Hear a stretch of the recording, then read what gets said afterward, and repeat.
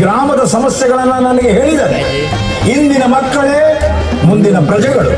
ಇನ್ನು ಇಡೀ ಕರ್ನಾಟಕದಲ್ಲಿ ಇನ್ನು ಮುಂದೆ ಒಂದೇ ಒಂದು ಮಗು ಶಾಲೆಯಲ್ಲಿ ಓದ್ತಾ ಇದ್ರು ಸಹ ಅದು ಓಪನ್ ಇರಬೇಕು, ಅದಕ್ಕೊಬ್ಬ ಟೀಚರ್ ಇರಬೇಕು. ಇದು ನನ್ನ ಆದೇಶ. ಕರ್ನಾಟಕದ